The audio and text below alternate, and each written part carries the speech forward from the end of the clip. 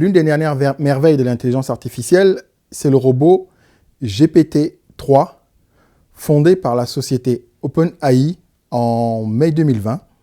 La société OpenAI, c'est une société cofondée par Elon Musk et cofinancée par Microsoft.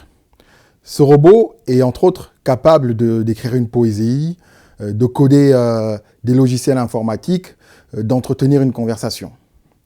Donc on voit que les avancées de l'IA sont phénoménales. C'est extraordinaire ce qu'il est capable de faire. Par contre, ça s'inscrit bien évidemment dans le cadre de ce qu'il a été programmé et des données qu'on lui a données pour alimenter ses capacités. Autrement dit, si par exemple on lui demande de s'occuper d'un bébé qui fait une crise, on verra très vite ses limites. Tout cela pour dire que l'être humain ne se limite pas à la capacité de calcul. L'être humain est très complexe. Il gère quelque chose que l'intelligence artificielle ne sait pas gérer aujourd'hui, c'est l'ambiguïté. Il le gère au quotidien. De plus, si on considère la loi des intelligences multiples de Gardner, celle-ci stipule que l'être humain possède 9 types d'intelligence. Si on rajoute en plus la complexité liée à la dimension spirituelle, on se rend bien compte que, et tous les domaines scientifiques qui existent, qui sont dédiés à l'humain, les sciences humaines, la médecine, on se rend bien compte que l'intelligence artificielle ne pourra, à mon sens, jamais égaler l'être humain. Par contre, en tant qu'outil, si elle n'est pas utilisée avec sagesse, elle est capable de le détruire.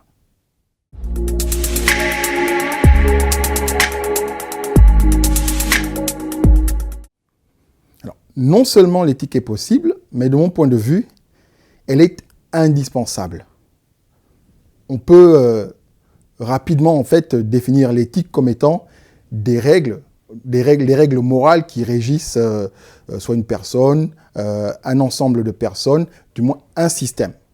Il est extrêmement important que l'informatique soit régie par une éthique, ne fût-ce que d'un point de vue écologique, mais également d'un point de vue du maintien de l'équilibre naturel, mais également l'équilibre même au niveau de l'être humain. Alors, il y a des actions qui sont faites pour commencer à réfléchir sur ces sujets-là, les intégrer, et notamment dans son livre Informatique et éthique, Lionel Loiseau met la responsabilité aussi bien au niveau des entreprises du numérique qu'au niveau du consommateur.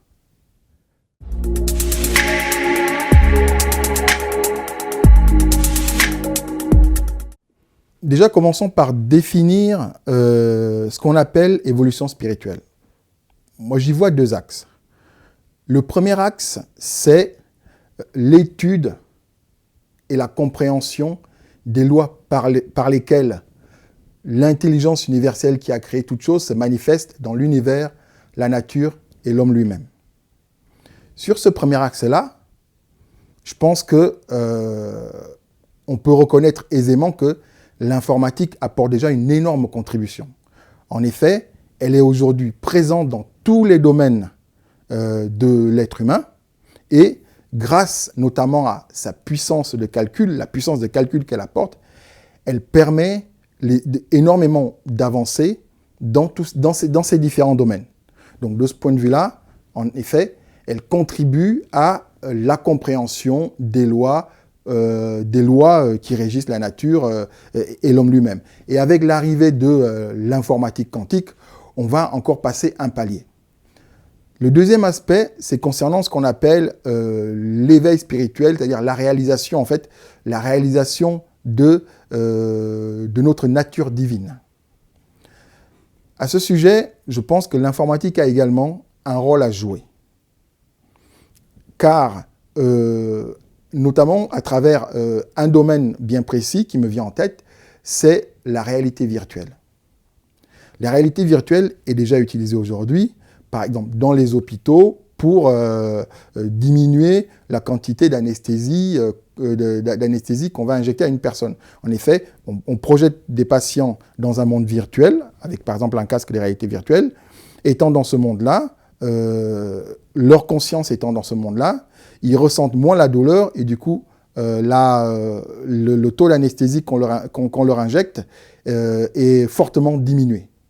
Je pense que concernant l'éveil de l'âme, on peut aller plus loin si on met en place des logiciels de réalité virtuelle qui projettent l'humain dans une réalité virtuelle qui suscite en lui des sentiments positifs. Ça va contribuer à son éveil spirituel parce que, comme on le dit, nos émotions, les émotions positives, sont une porte ouverte sur l'âme.